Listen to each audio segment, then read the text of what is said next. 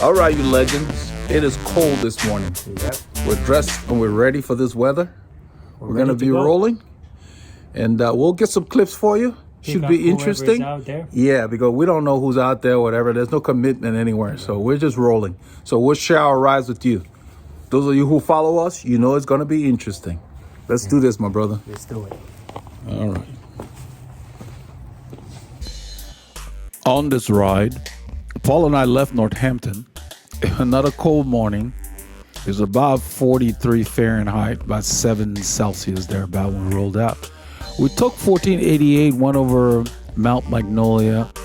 We didn't really start filming in full earnest until we passed Karen, I think, there. And we went out Jackson Road. We filmed all the way on Jackson and we turned it off. Once we got past Dobbin, we took 1486 to Dacus. Johnson Road, we went straight all the way to 1097. Then we took Bailey Grove out to Bethel and came back 149 north to Bethel south. It was a very challenging route. Seemed to be more climbing. We climbed almost 1,000 meters on this ride. When we got back to Montgomery, we went ahead and took the long way out and cut through Gary there. Went through the neighborhoods to Keenan. And pretty much, I think you would like the clips we got for you, or more of a documentary style. We just kind of picked up a couple of highlights here and there. But it was a very pleasant ride. And it was really a lot of steady state riding.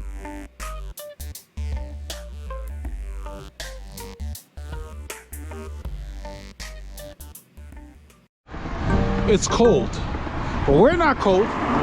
Of course, we're equipped properly. But we're rolling out. We just wanted to share our warm-up with you.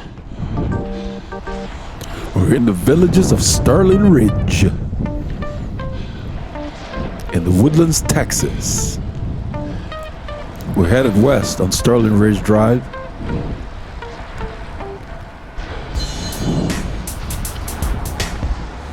A nice crispy morning.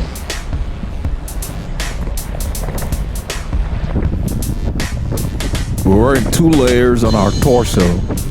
Thermal base layer, long sleeve with a built-in neck gaiter. And our protein thermal jersey from Rafa. This is the time to bring out the big dogs. It's cold. It's 3 Celsius. It's 37 degrees Fahrenheit. Officially, they claimed it was not supposed to go much below 43 degrees Fahrenheit. But once you start rolling and the wind kicks in early in the morning, it always feels colder than forecasted. So we dressed for that eventuality since we headed out into the Montgomery County area. It's always colder out there in the forest. We saw a few riders going the opposite way. They were headed to their rides. We saw Fabian off camera. He was dressed really warm. He even had his face covered. But we saw Jesus somewhere around here. I don't know if the camera will pick him up because he's headed to the ride. He's headed, I think he was headed southwest, southeast. We're headed northwesterly. And we spotted him and I'm like, he's not dressed very warm. He had nothing on his legs. I don't even venture bothering putting on knee warmers. When it gets much below 10 Celsius, I just wear leg warmers or tights. Unless it's going to change really quickly and get very warm. Otherwise, I wear knee warmers when it's 10 C or higher. Because your shin will be cold. Any energy your body has to use to keep you warm, you can't use it to ride. Remember, you have a finite amount of energy.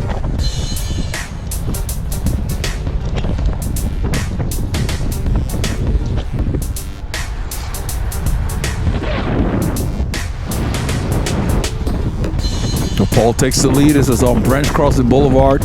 In a few kilometers, probably 1 or 2, we spot a security guard who patrols for the golf course on our right. This right corner has a golf course, Carlton Ridge, I think they're called. And he's patrolling, but it looks like that's Jesus there going the opposite way. You don't see him very clearly, but he's not wearing any tights. He's not even wearing knee warmers. I told Paul I saw him, it makes me a little cold. This is where we spot this slow moving security vehicle ends up. The right rear tire is low. I don't know why he's going so slowly. It's not completely flat. Okay. So I tell Paul, let's use the shoulder to get by. He's still crawling.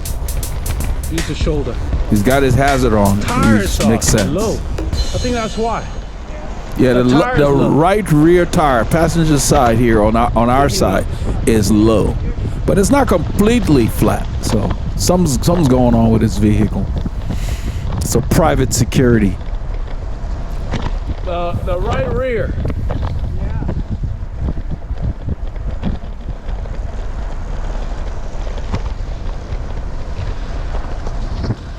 He's probably trying to make sure he doesn't damage his rims.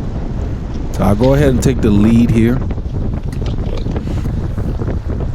We had already discussed heading out on 1488. The goal on this ride was just to find the most climbing we can find in the area.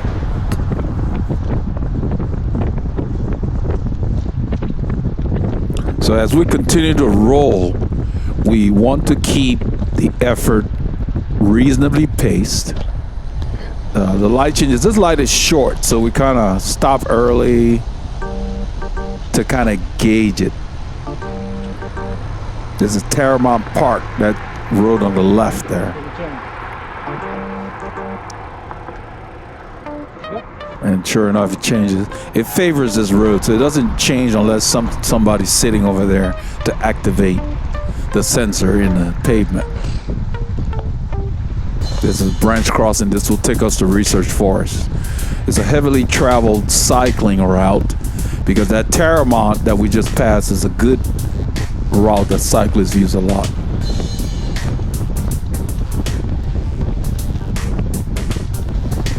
We still consider this to be in town, but it's still relatively open most of the time.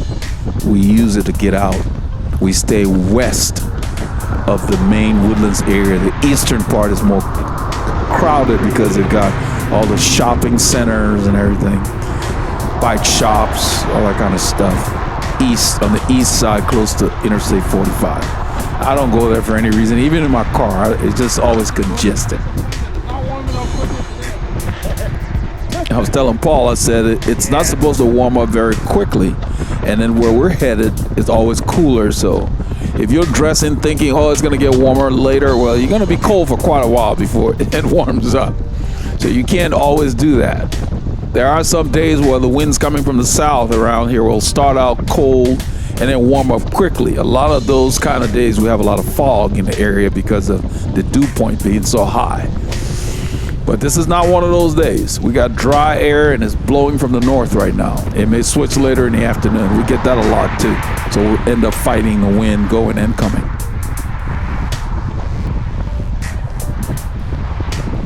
So on our rides, most of the time, as far as those of you who train with power meters, we stay in zone 2. For me, that's like 250 to like, 3 something, 320, something like that. That's just an arbitrary range. I would say more like 200 to 350 is a good working range for sustainability.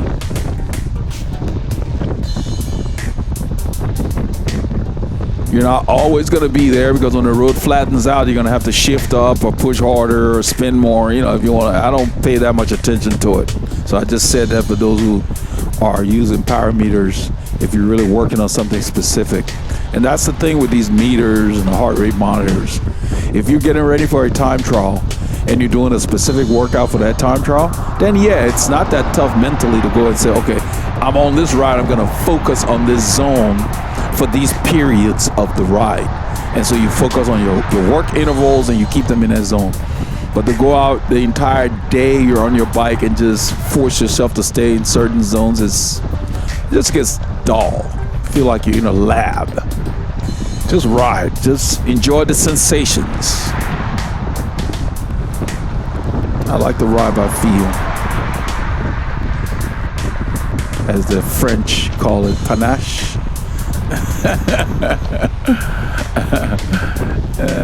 Style.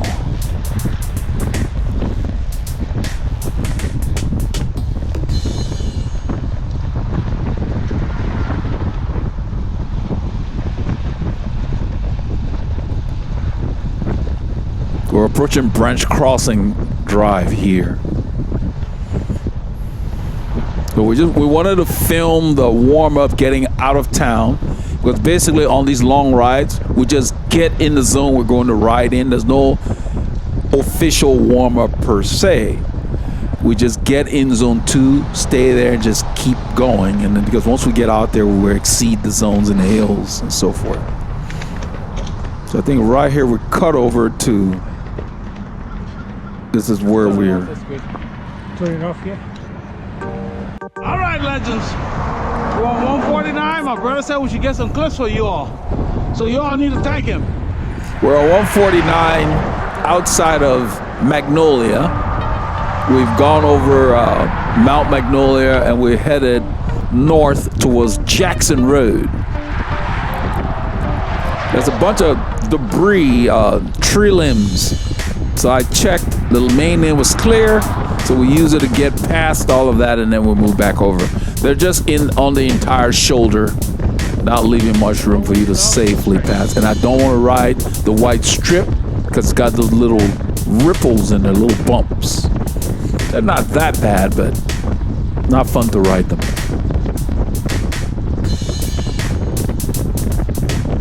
The wind's pounding us. You know, I like to drop my head periodically because it really feels good. You can feel the wind go over your helmet. And I guess that, you know, like if you're doing a time trial and you're in the aero bars and you get your head just right to where you can look, what I call up under your eyebrows to see the road, you can really feel the wind flowing over you. So periodically when the wind picks up, I just dip my head down a little bit. It kind of feels good. You get some free speed, but it's not a comfortable position when you're in the drops or on the tops. You might be able to hold it longer if you're horizontally on the drops with your arms parallel. That might work. But here on these rides, the speed is not that important. I focus more on the effort. My bike developed a ticking on this ride, but it was because of some changes I made. I switched my cassettes and so forth. I got that sorted over the weekend, after the weekend was over. So yeah, any kind of sound that you hear when you're riding that is unusual, get it addressed. If you can't deal with it yourself, take it to the shop, because it signifies that something is off. Your bike shouldn't be making noise. If your chain's rubbing at the extremes on the cages, get the bike tuned up or adjusted. That's not the norm. You shouldn't be getting any rubbing on your cage and all that kind of stuff. Just robs you of power. Plus, who wants to hear that noise? I want to hear the outdoors.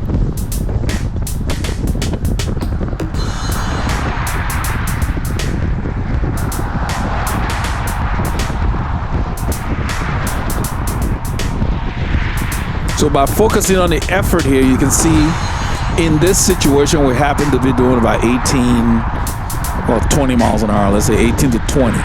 That's the range. So if I were to tell somebody, oh, Paul and I ride at 18 to 20 miles an hour on our ride, that's not a fact because it's going to vary. When we hit a climb, it's going to go. But, you know, people use that to say, okay, this group A will do 20 plus or 20 to 22 plus or whatever. So just kind of give you an idea that this is a spirited group. Because what else are they going to use? They can't say, oh, we're going to ride at 350 watts. Because they're not going to be riding at 350 watts for the whole ride. And not everybody's got a power meter. So, you know, that's the reason why speed is used. It's been around for time immemorial, so people use that. And I'm mentioning that because we had a legend, a subscriber on the channel. I had done a video talking about don't train to average speed, and he posted a comment agreeing with me, but then contradicting, saying that, well, speed is important because my group rides at 23 to 25 miles an hour. Well, maybe on one day they did, you know, in a particular situation, but it probably wasn't the whole ride. You know, that's the thing. So it was like, and my attitude was, why would I tell somebody to train based on the speed your group rides? So his thing was an exception and had nothing to do with giving people training advice, what metric to use for training. And he knew that. So I basically told him, I said, you can't just be posting stuff on this channel that is misleading. You know, I gave him the opportunity to correct that. He wouldn't, so I removed his comment. He knows who he is. He's not allowed to comment anymore because I don't have time for that. This is an educational channel. We're not here to mislead people. We're not here to deal with exceptions that don't exist all the time or are not the correct metric for people to follow. You know, you guys have seen that. I use these videos to show that, hey, you can't train to speed. I've mentioned that countless of times. You cannot train to speed, but the group might say, oh, well, our group rides 15 to 16 miles an hour. They're just giving you a gauge, an idea, generally. You know, if it's hilly or windy, it's gonna vary. So you can't use that. Because, and even with that, depending on who shows up that day, it might change. It might be faster or slower, depending on the time of the year. That's why I really like the WCC guys, they're posting. They said, depending on the time of year and who's there, the pace will vary. But now they've updated their stuff to say, we are trying to encourage, and I'm paraphrasing, our intermediate riders to come out. So they let you know that, okay, the intermediate riders usually ride between, say, 15 to 17, and you need to be able to hold that, maintain that pace. But it's not going to be that pace the whole ride. They specify that. But they shouldn't have to. I'm glad that they did, but they shouldn't have to. You can kind of gauge it if you ride long enough. You know that you're not going to ride the same speed the whole ride. Who wants to do that? That's boring. You know. So yeah, don't use speed for your training. It's a red herring, and it really doesn't matter. Your body does not care how fast you're going. Your body cares how long you work. I first learned that from Greg LeMond's book on the complete book of bicycling that he wrote with Ken Gordis. He said that in there. He said, you could be going into a headwind and take 2 hours to do 30 kilometers. He says, so what, you know, distance and speed doesn't mean anything. Because I'm sure you guys get that a lot. You say, oh, I rode this weekend, we did a long ride. The first thing people want to know, how many miles did you guys do? That mean nothing. You know?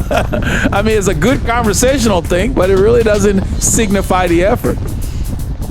Traveling a lot of miles sitting in a group does not mean you're working very hard.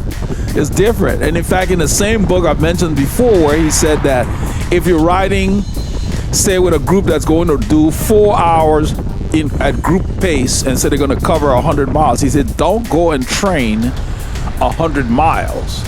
Train 4 hours on your endurance day so that your body can tolerate riding for 4 hours. That's what this is about. How to train for endurance. You know, there's consistency in cycling. If you're training for endurance, train for the time it will take you to complete your event. Because we don't have an unlimited amount of time. If you're pressed for time, he even mentioned, he said, even if you press for time and you can't do 4 hours, do 90 minutes to say 120 minutes or something like that. You will be fine. It's the consistency of your training that will matter. Even if you can't do that long endurance ride that you had planned, do what you can and then stay consistent.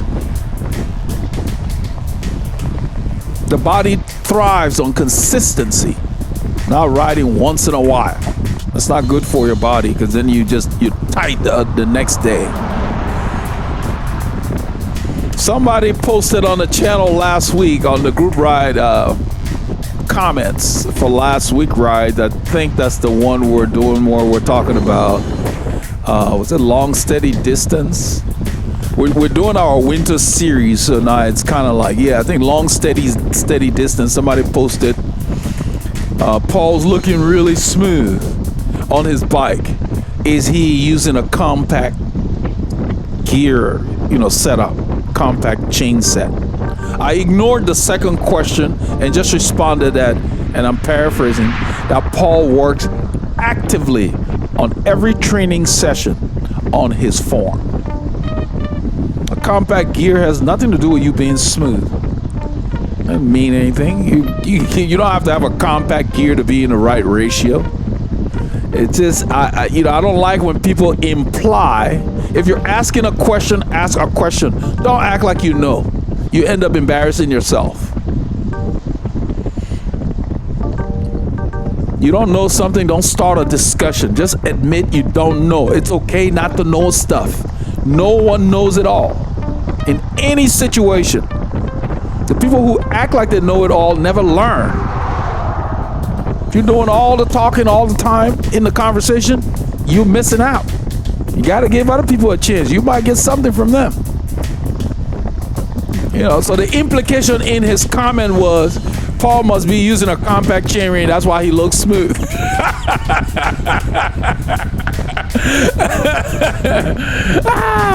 You see, and I am not going to do that. That is wrong. To get people to go buy stuff, you don't need to buy stuff to look smooth on the bicycle. You need to work at being smooth. You need to get fitted. I've said that a million times on this channel. The bike doesn't fit you, you ain't gonna ride long enough to get smooth. The neuromuscular pathways must be built through work. There's no shortcuts. In these United States, people love shortcuts. Nowadays, they don't even want to call your full name. They always want to shorten your name. I met a lady, her name is Kimberly, Kimberlee. I thought, wow, that's a beautiful name. But before we met in person, she had communicated by text saying that her name was Kim. And so when she got here and I we did a transaction and I saw her full name, I told her, I said, wow, that is a beautiful name. Why would you shorten it? And she said, yeah, I get that a lot from, I think her family or whoever they've been telling her. I told her, I said, if I had a name like that, if I were you, I would not shorten it. I said, it's a beautiful name, Kimberly. I've got people that spell them L-E-Y. Hers is spelled L-E-E. And she looked kind of Native American. It just seemed to suit her. You'd have to see. The reason why I mentioned it was when I saw her in person, she looked more like a Kimberly than a Kim. And I told her, nah, don't shorten your name. We always act like we don't have enough time to do things right. No, it takes time. There's no shortcuts. You want to be fast, you got to put your butt in the saddle. Really fast. I'm not talking about flash in the pan kind of riding. So that's why I titled this Consistent Cycling. That's what it takes to be fast. But to ride consistently, you must have a knowledge of some kind of a plan, a program to meet your goal, whatever it may be. I'm not talking about people who compete. This is not just for people that compete. Your goal can be anything. I just want to be fit, or I just want to be able to ride my bike 30 kilometers, or I just want to be able to ride my bike whenever I feel like it. Whatever that goal is, for you to accomplish it, you got to accomplish it with time in the saddle. And to do time in the saddle, your bike must fit you, because if it doesn't, there will be a lot of aches and pains.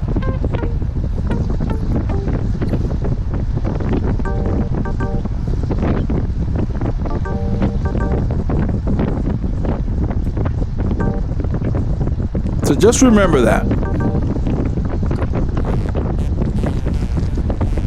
The guys like back in the day, Fausto Coppi, Gino Batali, all the great champions from the golden years.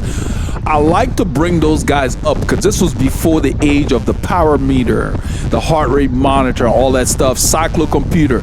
They just got on their bike and rode from town to town, and they knew that it was, say, 100 and something kilometers to this village or to this town from where I am, or to do a round trip. They just knew by looking at the maps.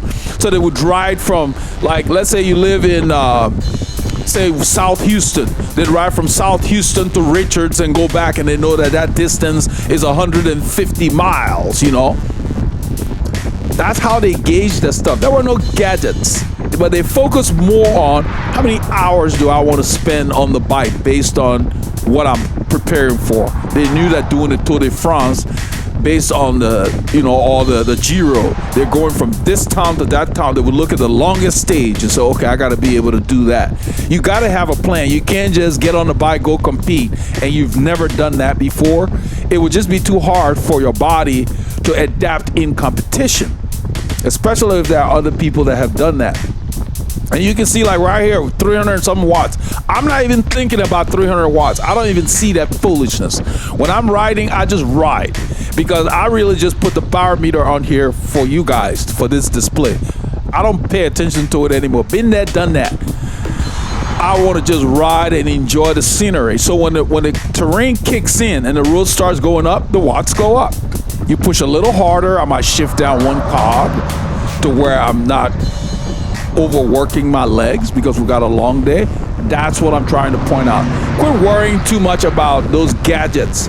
Focus on them when you're trying to fine tune for something specific, if you're competing, or even if you're trying to get a personal best for whatever reason, or you're into Strava and you're doing a KOM session. When you're training for those specifically, you use these gadgets, then you don't get burned out using them. But if you want to use them all the time, every time you ride, that gets old after a while. So when I'm not doing this ride, I take that foolishness off my bike. I just ride. I put on my heart rate monitor to know how my body's doing from time to time, but I really just ride by feel. You don't need all that stuff. They're nice to have. But if you're competing and you have a coach, they're good to have those gadgets so you guys can talk about metrics that are not dependent on conditions. That's what they're good for. It allows your coach to get something that's consistent, that shows them you have been doing the work at a particular level, because that's all these meters are, to give feedback to your effort. So it allows a third party to observe what you've done and be able to modify your training if you're doing too much or too little, whatever, to make sure you're on the right track. That's what they're valuable for. Even the professionals do not use power meters all the time.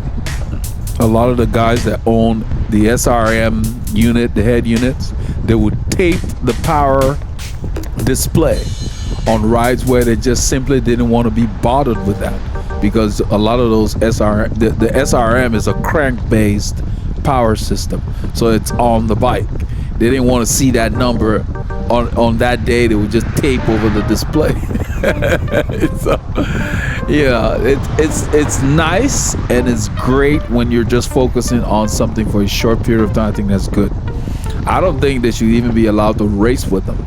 You need to race by feel and what I mentioned earlier, the French call panache, style, instead of like a drone just going to, oh, I'm going to ride at 450 watts for this or whatever. That's kind of boring.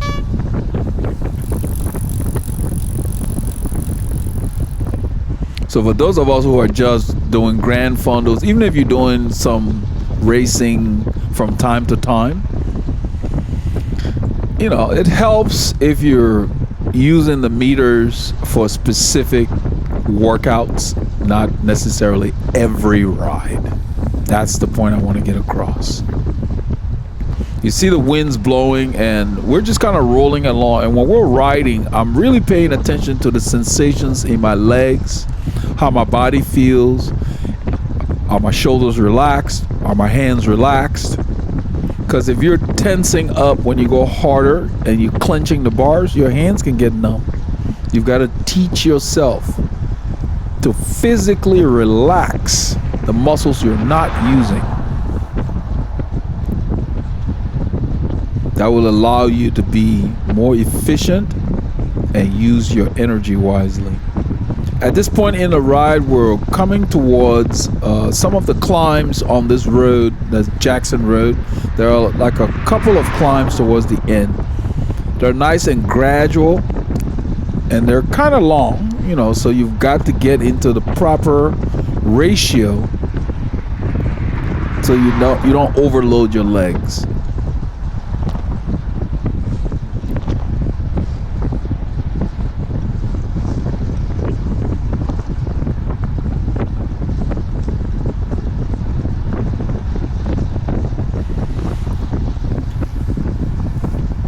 So basically, as I begin to climb, I go ahead and downshift. I downshift as soon as possible before I'm under a lot of load, because my goal is to keep it no higher than zone 2 power and heart rate. So I downshift to a gear that I can rev at least above 80. You see the watts going up. That's just what hills do. Hills and wind will do that. And that's why we seek out courses that will challenge us. This is slightly above zone 2 right there. It's going to flip back and forth. But I try to keep it between 175 and say 250, something like that. It's hard to work. I don't watch the meter. I'm just doing it by feel here. The gear feels good. The RPMs feel. If you look at my RPMs, they've stayed like in the mid to upper 80s. The watts are going up because I'm in the same gear as the grade changes. Grade says 2. It's around 3%. It'll flip back and forth.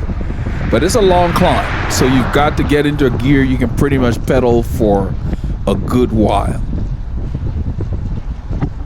And you can see how fluid I'm looking. If somebody were to accelerate, let's say if we're in a group, I can respond because I'm keeping my cadence up. And I'm just riding at this point. I'm not really looking at the head unit. I'm just riding and paying attention to how my legs feel. How does my lower back feel as we move along?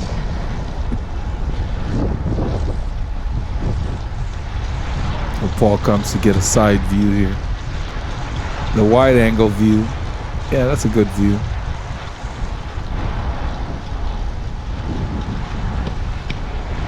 I have a very long femur. That's another reason why I use these slack angles on my bike. 70 degrees on this bike.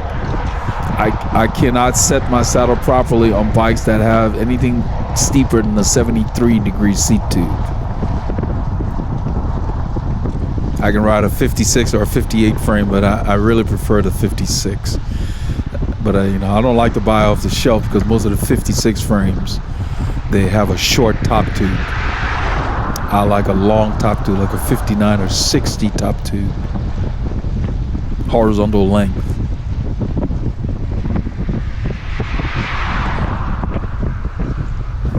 It's kicking up a little bit, I think. I don't know if I downshifted here, but I'm staying right under sweet spot at this point.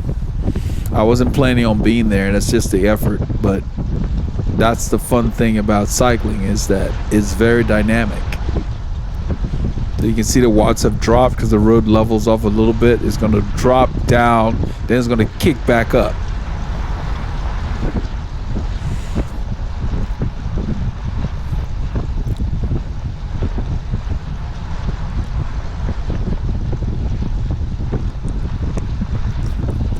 You see how those reflectors on the back of the shoe covers light up, just like the convicts of the road stripes? And that's the sun doing that. When a light hits it, like say early in the morning or something, they really light up. I mean, it just, they have a nice, they basically blast whoever's behind you that says somebody's here. I don't know how they do that, but it's similar to what they put on the side of the shorts that you see there. Everything lights up when the light hits those.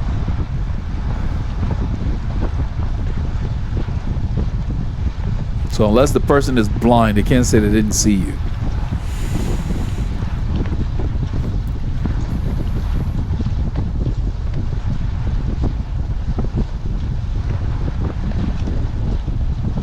I guess they could say it, but I wouldn't buy that.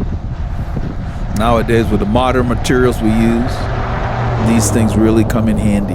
That's why we wear them. I've seen a lot of cyclists out with not very visible things on them. Some of them not even having a light. And these are experienced cyclists. On a foggy morning, no lights, wearing dark colored clothes. Yeah, it's just like you're trying to be invisible on the road. I don't know. So, and you know, people who've been riding for decades doing stuff like that. I work on making sure I am very visible.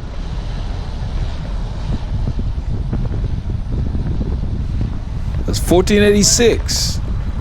We're heading towards Dacus via Mount Moriah Road.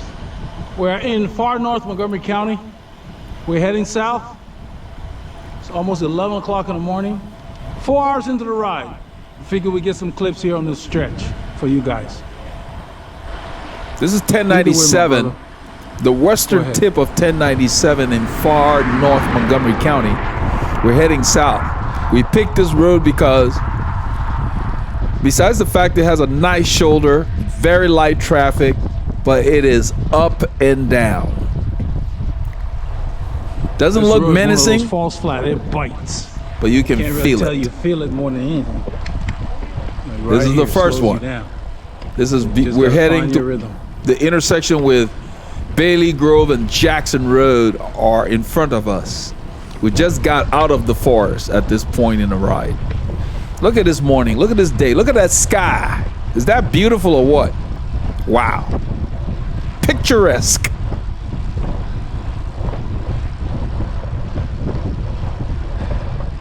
This road used to beat Paul up a long time ago. He told me about it on this ride. He said, I remember this road. He said, this road used to give me a hard time.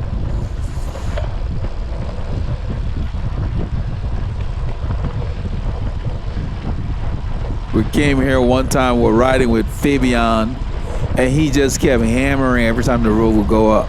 I was like, after a while, I told Paul, I said, we're gonna have to let this guy go because I don't know what he's trying to do today. That was a long time ago, years ago. But now it's one of our favorite routes. We, on this ride, we went north on 149, which is off camera.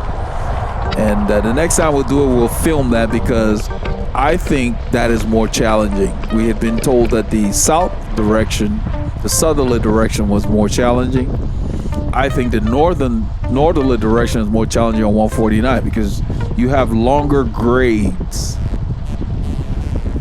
And then even through the forest, you hit like a 6.5–7% climb in one stretch in there. So we really enjoyed the climbing on this ride.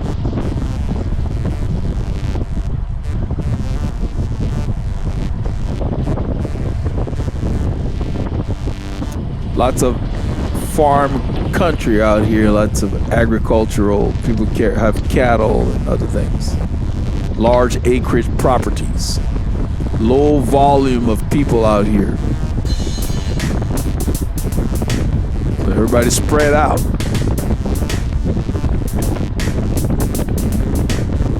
You hear the wind.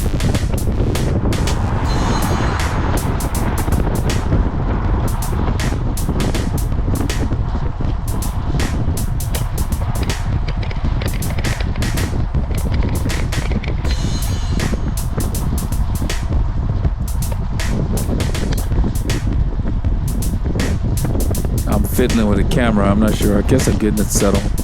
I'm not really pedaling now, I am. We're going downhill here. It says -1. That's Bailey Grove on the left there that we just passed. And Johnson Road is going to be on the right up front there where you see those cars coming from.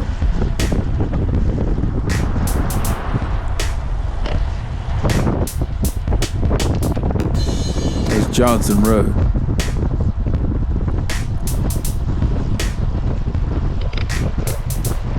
And as soon as we pass it, the road starts going up. You can basically see the road is going up.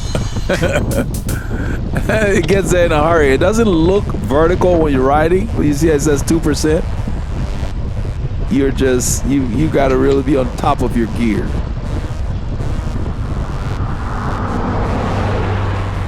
It's 16 Celsius now, so it's gone up about 13 degrees than when we started. And I don't know if I've taken off my gloves or not at this point. No, I still have my gloves on.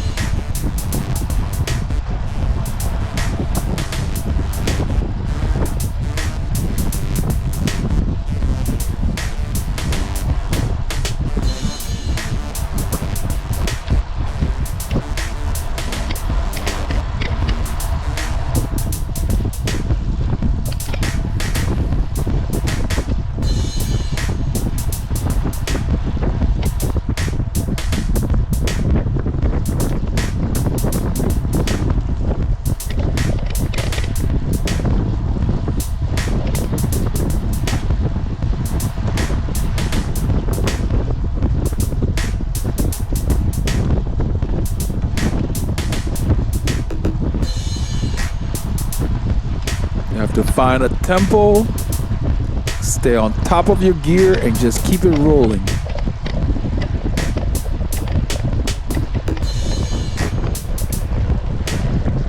I think I'm coming to the front. I'm gonna give Paul the camera.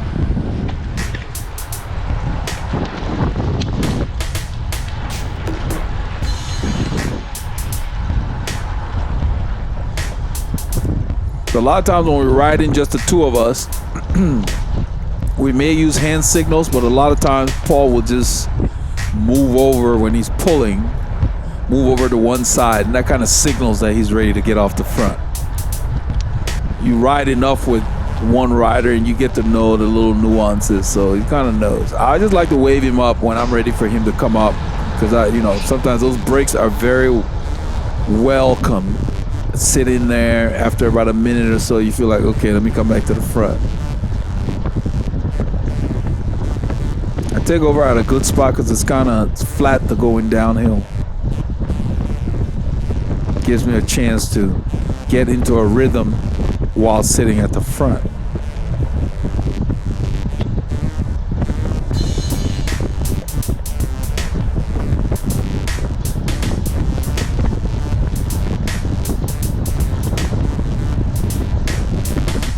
So when you're riding in rolling terrain, avoid coasting. If you can, take advantage of the slight downhills and shift up. Get in the proper gear so you can feel them. I got my cadence pretty high, a little over 100. I think I kept shifting up.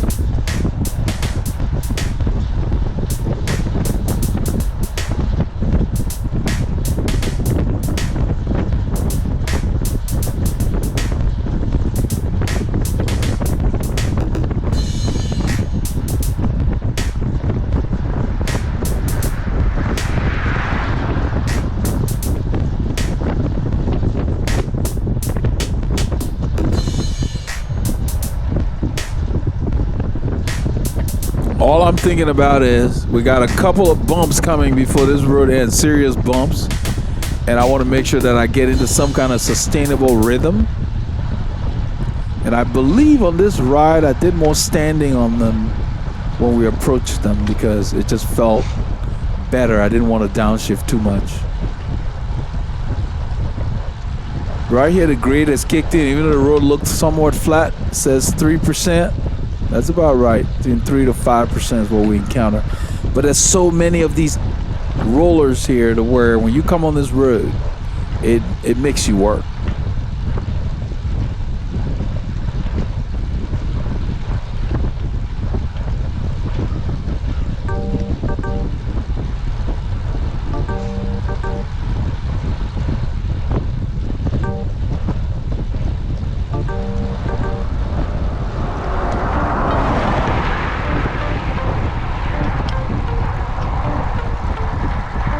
I'm dodging little rocks. When you see me move my hips like that, I use that to steer the bike.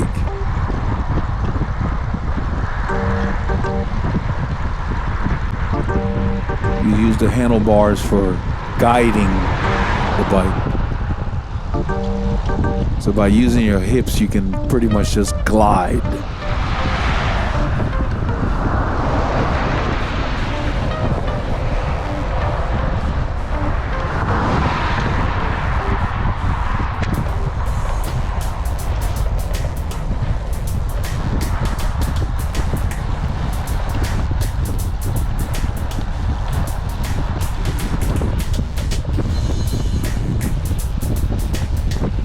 trying to stay a little arrow here. The wind's blowing dramatically. So we had to deal with the wind and the grade.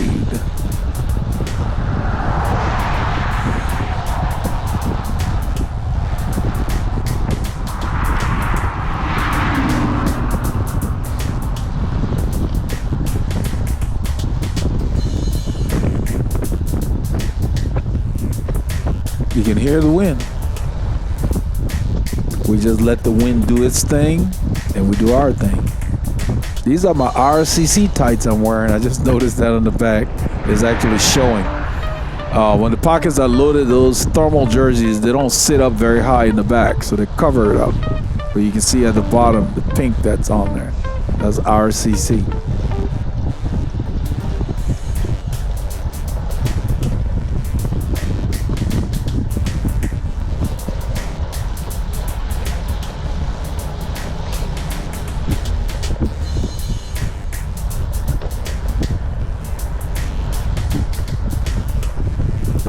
It drops for a bit, it's changed position slightly. As the grade kicks in, I went ahead and got on the tops. I don't climb in the drops. I don't like the way it feels.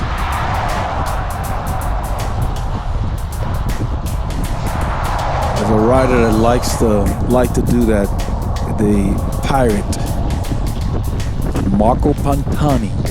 As soon as the road will go up, he'd get in the drops and just burst out of the peloton. El Pirata.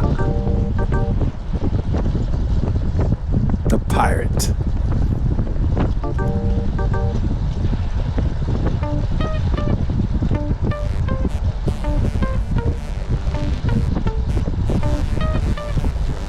The road is flat, somewhat downhill here, but it's gonna kick back up in a bit.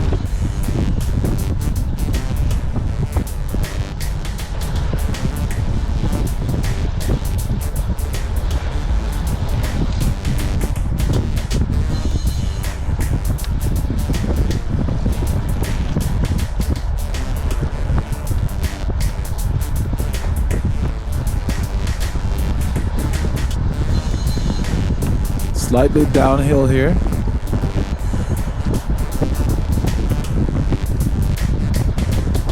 You don't want your rhythm to get too crazy.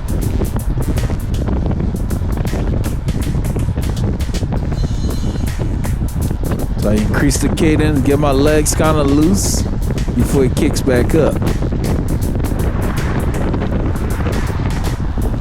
Now I think I've shifted up.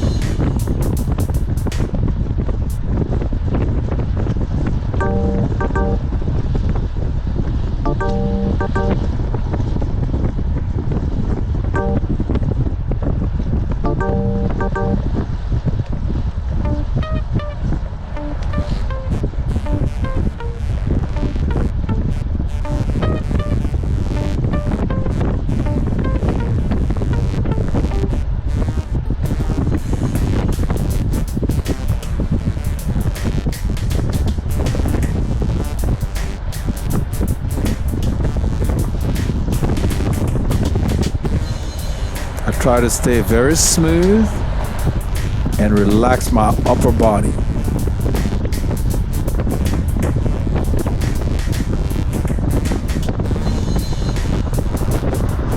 There is a grade coming, and as soon as we hit it, I start to modify the ratio I'm in to keep my rhythm close. I think I end up standing on this one. I shift down a couple of times and then I stand.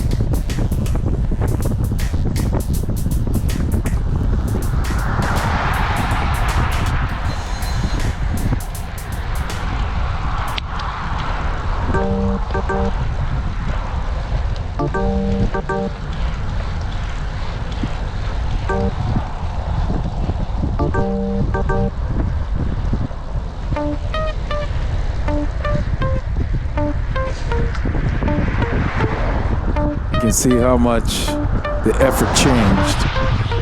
I stayed in a similar gear. It's in the mid 70s right now.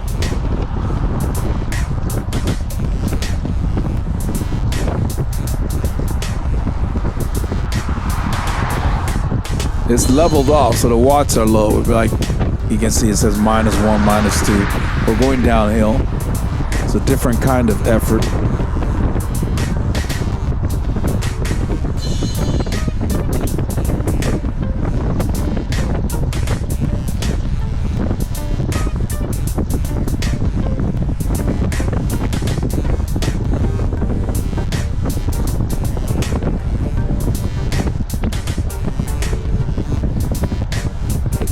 Slightly downhill here, -3.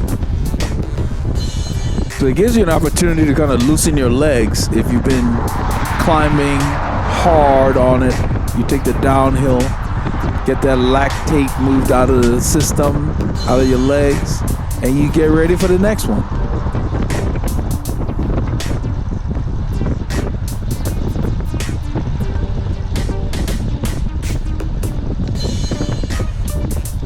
I stand there because it feels better.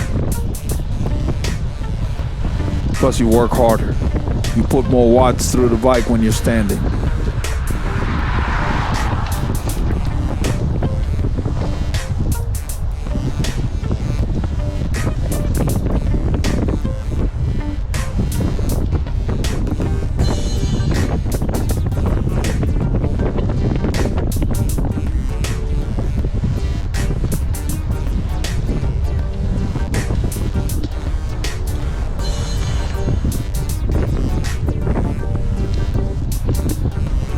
You have to practice standing and sitting in one motion like that. That's going to come in handy if you're going to ride for any appreciable amount of time. And the more you do it, the longer you will be able to sustain it. It does hurt the legs, it burns, but you got to be able to put up with that. As you get fitter, you'll be able to do it longer and longer.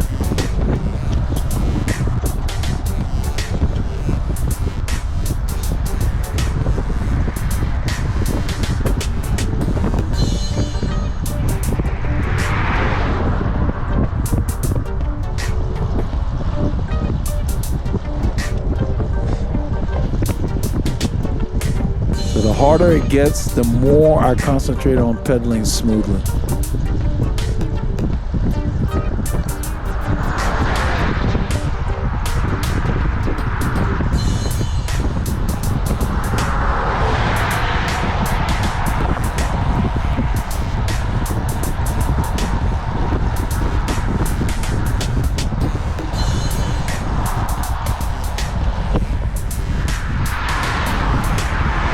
Even when you're pedaling in the 70s or the 80s, your form as far as the sequence through the entire pedal stroke should be the same.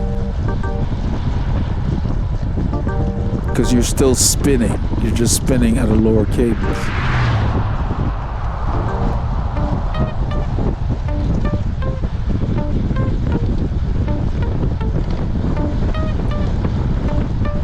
Listen to that wind. And this is the last downhill, and it kicks up as we enter Montgomery, Texas.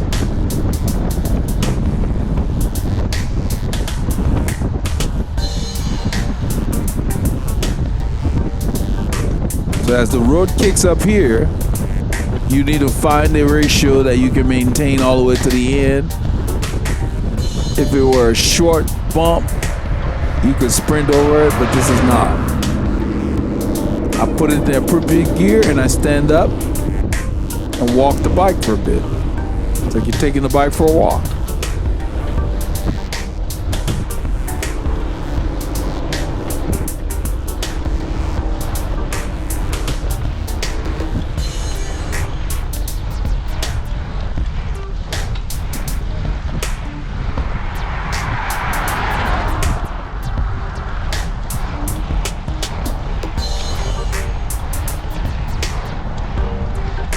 You gotta try to be smooth when you're out of the saddle, because you don't want to be all over the road.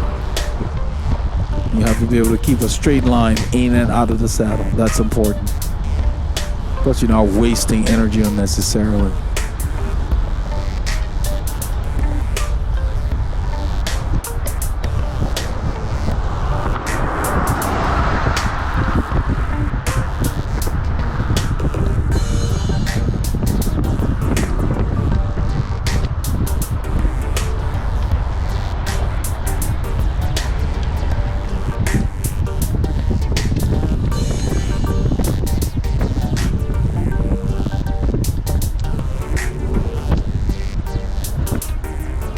So riding like this in the off season will build your strength so you can have real speed when the new year begins. So this is part of what we did on Saturday. Make sure you keep those doctors fired by keeping your cave